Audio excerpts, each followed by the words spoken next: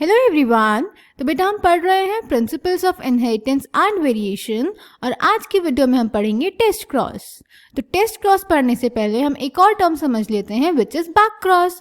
तो back cross क्या होता है बेटा? जब F1 हाइब्रिड का क्रॉस करवाते हैं उसके किसी पेरेंट के साथ तो ऐसी क्रॉस को हम बोलते हैं back cross. The cross of F1 hybrid with any one of its parents is known as back cross. Clear?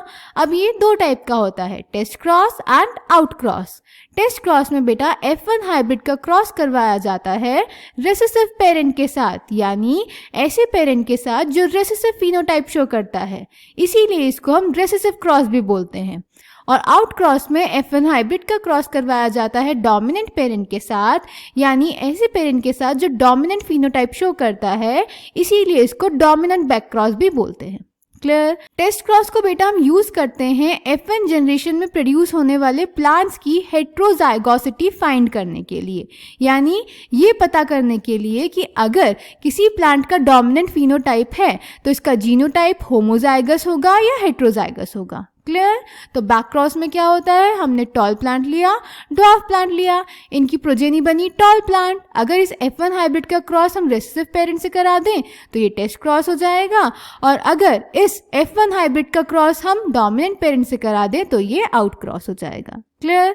चलिए अब देखते हैं कि टेस्ट क्रॉस को हम किसी डोमिनेंट फिनोटाइप वाले प्लांट का जीनोटाइप फाइंड करने के लिए कैसे यूज कर सकते हैं। ठीक है, इसको हम एग्जाम्पल की हेल्प से समझेंगे बेटा, और यहाँ पे हम एग्जाम्पल में लेंगे पी का फ्लावर कलर, जो कि हमारी बुक में भी लिया गया है।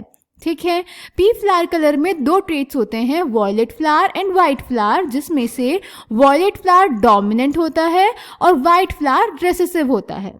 अब अगर आपको याद हो, आपने ध्यान से पढ़ा हो, तो मेंडल ने F2 जनरेशन में जो रेसेसिव फिनोटाइप वाले प्लांट्स थे उनका सेल्फिंग जब करवाई तो F3 और F4 प्रोजेनी जो बनी उसमें सिर्फ रेसेसिव फिनोटाइप ही एक्सप्रेस हुआ था, जिसके बेसिस पे उन्होंने बोला कि ये जो रेसेसिव फिनोटाइप है ये होमोजाइगस रेसेसिव है, यानी अगर हम यहाँ पे वाइट फ्लावर की बात कर रहे हैं तो इसका जीनोटाइप क्या होगा, स्मॉल w। ठीक है, इसी को उन्होंने फिर लॉ ऑफ डोमिनेंस में एक्सप्लेन भी किया है। क्लियर? तो अगर कोई भी रेसेसिव फिनोटाइप वाला प्लांट है तो हम देखकर ही बता सकते हैं कि इसका जो जीनोटाइप होगा वो होमोजाइगस रेसेसिव होगा, क्योंकि रेसेसिव ट्रेट एक्सप्रेस ही होमोजाइगस कंडीशन में होता है। क्लियर? पर अगर डोमिनेंट फिनोटाइप वाला ऑर्गेनिज्म है तो बेटा हम देखकर नहीं बता सकते कि इसका जीनोटाइप क्या होगा। क्यों? क्योंकि डोमिनेंट फिनोटाइप दो केसेस में एक्सप्रेस हो सकता है, या तो होमोजाइगस कंडीशन में या फिर हेट्रोजाइगस कंडीशन में। क्लियर? तो यही चीज पता करने के लिए हम टेस्ट क्रॉस को यूज करते हैं। क्लियर? तो चलिए देखते हैं कैसे पता करते हैं। अब बेटा हम टेस्ट क्रॉस करवाएंगे इस डोमिनेंट फिनोटाइप वाले प्लांट का रेसेसिव पेरेंट से। तो हम यहाँ पे दोनों केसेस कंसिडर करके चलेंगे और दोनों ही केसेस का क्रॉस करवा के देखेंगे। ठीक है, तो केस 1 हम लेते हैं होमोजाइगस डोमिनेंट कंडीशन में। क्लियर? अब होमोजाइगस रेसेसिव वाइट फ्लावर का जीनोटाइप है स्मॉल w, तो इसके दोनों गैमीट्स क्या हो जाएंगे, स्मॉल w। फर्स्ट केस हमने लिया है होमोजाइगस डोमिनेंट, तो इसका जीनोटाइप हो जाएगा कैपिटल W, तो दोनों गैमीट्स हो जाएंगे कैपिटल W। तो इसमें जब हम क्रॉस करवाएंगे कैपिटल W का स्मॉल w से तो सारे प्लांट्स आएंगे with genotype capital W, small w and phenotype violet flowers, यानी इस क्रॉस में सारे फिनोटाइप डोमिनेंट एक्सप्रेस हुए हैं। क्लियर? तो ये था रिजल्ट कि जब होमोजाइगस डोमिनेंट केस लेके हमने रेसेसिव पेरेंट से क्रॉस करवाया तो हमारे पास सारे वॉयलेट फ्लावर्स आए, यानी डोमिनेंट फिनोटाइप एक्सप्रेस हुआ।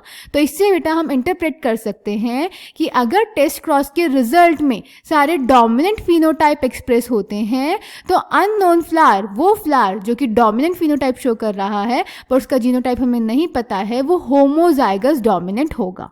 क्लियर? सिमिलरली केस 2 देख लेते हैं।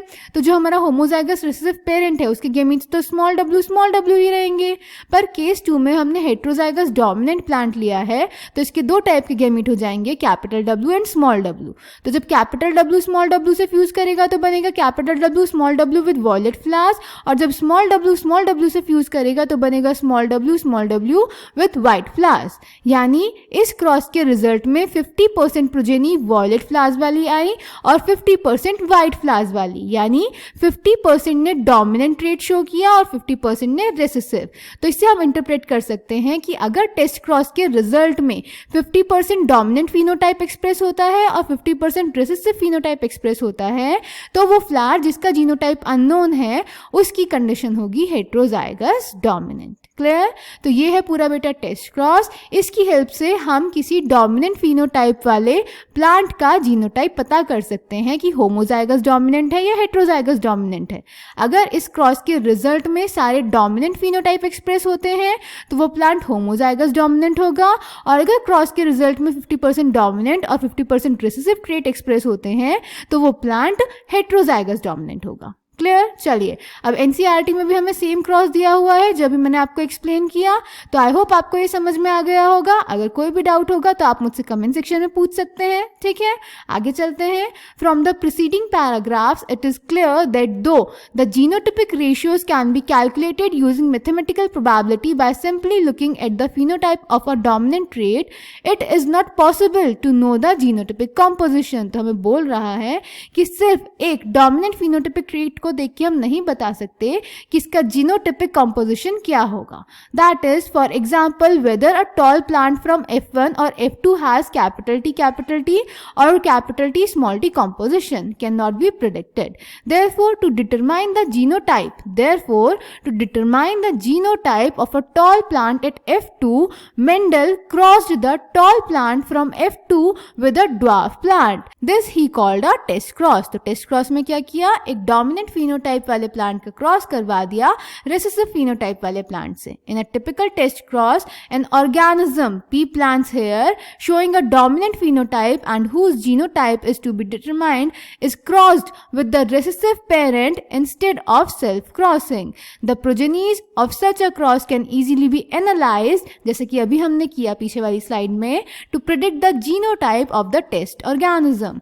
फिगर 4.5 ये वाला फिगर बेटा तो shows the result of typical test cross where violet color flower having capital W is dominant over white color flower small w। तो यही हमने इस क्रॉस में समझा। ठीक है, ये है टेस्ट क्रॉस। आगे देखते हैं, आगे हमसे कुछ क्वेश्चन पूछे गए हैं।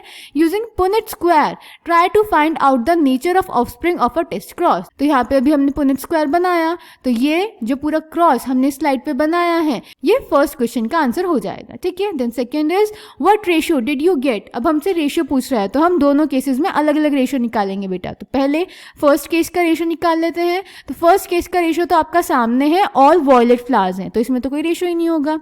तो सेकेंड केस में रेशियो देख लेते हैं, तो यहाँ पे हो जाएगा वॉयलेट इज टू व्हाइट, दोनों 50% आ रहे हैं तो रेशियो हो जाएगा 1:1। Clear? Next question is using the genotypes of this cross can you give a general definition of a test cross.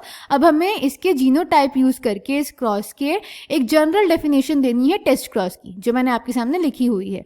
The cross of an organism with dominant phenotype with the organism with recessive phenotype to find out the genotype of the dominant phenotype organism is known as test cross. If the result of the cross gives all the individuals with dominant phenotype, then the individual with unknown genotype will be homozygous dominant, and if the result of the cross gives 50% individuals with dominant phenotype and 50% with recessive phenotype, then the individual with unknown genotype will be heterozygous dominant. Clear? तो ये है बेटा test cross. I hope आपको समझ में आया होगा कि टेस्ट क्रॉस क्या होता है, इसको कैसे हम डोमिनेंट फिनोटाइप वाले प्लांट का जीनोटाइप फाइंड करने के लिए यूज कर सकते हैं। कोई भी आपको डाउट होगा तो आप कमेंट सेक्शन में पूछ सकते हैं। ध्यान से पढ़ेंगे बेटा, इंपॉर्टेंट चैप्टर है, इंपॉर्टेंट टॉपिक है। Thank you.